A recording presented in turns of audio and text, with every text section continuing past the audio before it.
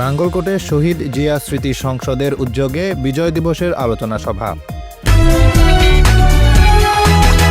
দেশ বাংলা নিউজ 24, সময়ের সাথে তারুণ্যের পথে। 16 ডিসেম্বর মহান বিজয় দিবস উপলক্ষে কুমিল্লার নাঙ্গলকোটের বড় সাঙ্গীশ্বর শহীদ জিয়া স্মৃতি সংসদের উদ্যোগে আলোচনা সভা সোমবার সন্ধ্যায় বড় সাঙ্গীশ্বর উচ্চ বিদ্যানিকেতন মিলনায়তনে অনুষ্ঠিত হয়েছে। নাঙ্গলকোট উপজেলা যুবদল যুগ্ম আহ্বায়ক কাজী জসিম উদ্দিনের সভাপতিত্বে আলোচনা সভায় প্রধান অতিথির বক্তব্য রাখেন কুমিল্লা দক্ষিণ জেলা জাসাস যুগ্ম আহ্বায়ক AKM সায়েম মজুমদার শিপু। সাবেক ছাত্রদল নেতা কামরুল আহসানের সঞ্চালনায় বিশেষ অতিথির বক্তব্য রাখেন চলন জাতীয়তাবাদী ফোরাম সাধারণ সম্পাদক মোর্শেদ আলম, লালমাই উপজেলার সাবেক ছাত্রদল নেতা Mizanur Rahman, master Ekramul Haque Bhuiyan, master Nizam Uddin, master Shahadat Hossain Bhuiyan, Periya union স্বেচ্ছাসেবক দল আহ্বায়ক মনু মিয়া, যুবদল নেতা মিজানুর রহমান, আলমগীর হোসেন, পেরিয়া ইউনিয়ন ছাত্রদল আহ্বায়ক পারভেজ মজুমদার, ছাত্রদল নেতা সাইফুল ইসলাম, যুবনেতা নূর মোহাম্মদ, তাজুল ইসলাম, মাস্টার শামসুদ্দিন সৈকত, মাস্টার আল আমিন ভূঁইয়া, ছাত্রনেতা আরিফুল ইসলাম, মাহফুজ আলম সহ আরও অনেকে। অনুষ্ঠান শেষে শহীদ বীর মুক্তিযোদ্ধাদের আত্মার মাগফিরাত কামনায় দোয়া মোনাজাত করা হয়। মোনাজাত পরিচালনা করেন মাওলানা শহীদুল ইসলাম।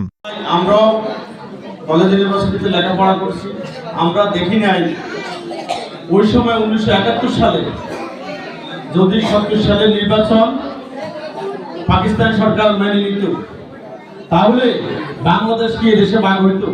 তখন তো শেখ মুজিবুর রহমান থাকতো পাকিস্তানের প্রধানমন্ত্রী, তখন কিন্তু বাংলাদেশ ভাগ হইত। আপনাদের উনি বাংলাদেশকে ভাগ করার জন্য চায় না, উনি চাইছিল পুরো পাকিস্তানের প্রধানমন্ত্রী হওয়ার জন্য।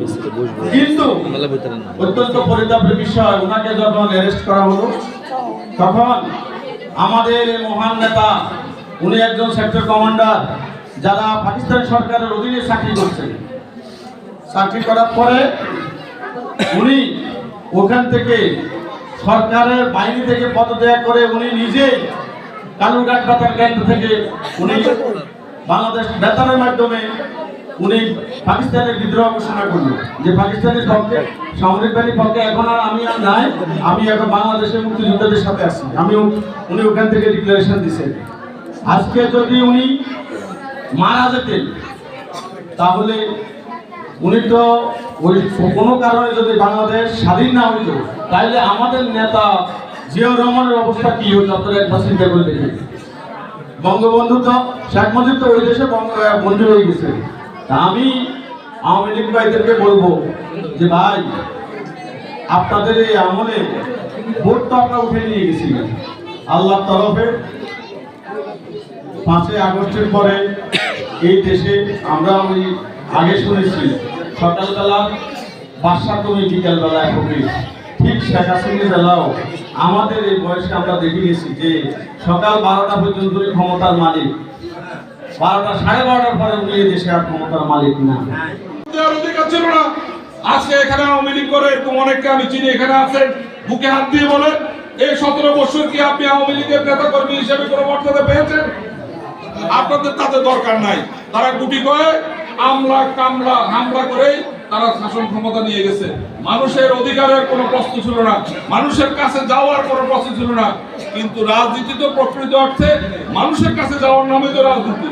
আমরা যে আজকে বিজয় দিবসের আলোচনা কেন করেছি? মানুষকে প্রকৃত সত্য জানানোর জন্য, মানুষের বিজয় আনন্দ ভাগাভাগি করার জন্য। আগামী নির্বাচনে আমরা মানুষের কাছে ভোট চাইবো, বড় মুখ করে যেতে চাইতে পারি, সেই জন্যই তো আজকে আলোচনা। যদি আমাদের মধ্যে ধারণা হয় কি দরকার, আমাদের যদি 10টা গুন্ডা 20টা গুন্ডা যদি থাকে, আমাদের কাছে যদি ডান্ডা থাকে, তাহলে তো ভোটার আর দরকার নাই। এই চিন্তা যদি মননে মগজে যদি আসে তাহলে কি আর গণতন্ত্রের কথা লাগে? শেখ হাসিনা মানুষকে সেই চরম জায়গায় মানুষকে অপমানিত করেছে, মানুষের ভোটের অধিকার ছিনিয়ে নিয়েছে।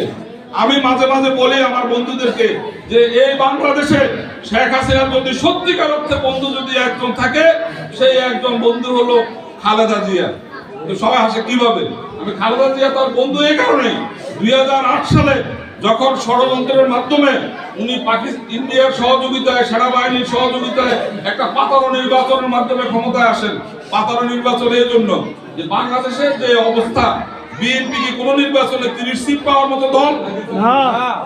2008 সালের নির্বাচনে হালুয়া রুটি বাগের মতো আমাদেরকে 30টা সিট দেওয়া হলো। আমাদের নাঙ্গলকোট একটা সুন্দর একটা আসন ছিল, যে শহীদ জিয়াউর রহমানের হাত ধরে 1979 সালে নাঙ্গলকোট থানা প্রতিষ্ঠিত হয়। 86 সালে প্রথম সংসদীয় আসনে এই নির্বাচন হয়, জয়নাল আব্দিন ভূঁইয়া এমপি হয়। পরবর্তী ধারাবাহিকতায় 88, 91, 96, 2001 আমাদের এখানে নির্বাচন হয়। আমরা কি এই অঞ্চলের মানুষ কখনো দাবি করেছিলাম আমাদের আসন নিয়ে? আমরা কি অসন্তুষ্ট ছিলাম? শুধু বিএনপির আসন একটা কমানোর জন্য, বিএনপিকে ক্ষতিগ্রস্ত করার জন্য সারা বাংলাদেশে এরকম 123টা আসনে তারা হাত দিয়েছিল। এই 123টা আসনের মধ্যে আমাদেরটাও ছিল একটা। অযৌক্তিকভাবে আমাদের সাথে মাত্র 1 কিলোমিটারের একটা সীমানা আছে, যুক্তিখোলা থেকে শুরু করে মহুয়া পর্যন্ত। এর বাইরে কি সর্বদক্ষিণ লালমার সাথে আমাদের যোগাযোগ আছে? আমরা কি হাট বাজার করার জন্য, ব্যবসা বাণিজ্য করার জন্য ওদিকে যাই? অযৌক্তিক ভাবে আমাদের এদিকে 16টা ইউনিয়ন, একটা পৌরসভা, আমাদের প্রায় বর্তমানে 4 লক্ষ ভোট, আর ওদের হলো 3.5 লাখের মতো ভোট, লালমাইয়া সদর দক্ষিণ মিলে। আমাদেরকে অযৌক্তিক ভাবে 7.5 লাখ ভোটার বর্তমানে। আমাদের এই নির্বাচনী এলাকা উত্তর থেকে দক্ষিণে প্রায় 90 কিলোমিটার বিস্তৃত। কোন লোক যদি সত্যিকার অর্থে জনগণের ভোট চায়, এই আসনে নির্বাচন করতে পারবে না। আমি একটা হিসাব করে দেখেছি, কোন লোক যদি শুধু পোস্টার লাগায়, যে আমি শুধু পোস্টার লাগাবো, তার 1 কোটি টাকা লাগবে শুধু পোস্টার লাগাইতে। কারণ আমাদের এখানে প্রায় 700-র মতো গ্রাম, 700-র মতো গ্রামে যদি পোস্টার লাগায়, তাহলে একজন প্রার্থীর 1 কোটি টাকা খরচ হবে। দেশ বাংলা নিউজ 24, সময়ের সাথে তারুণ্যের পথে।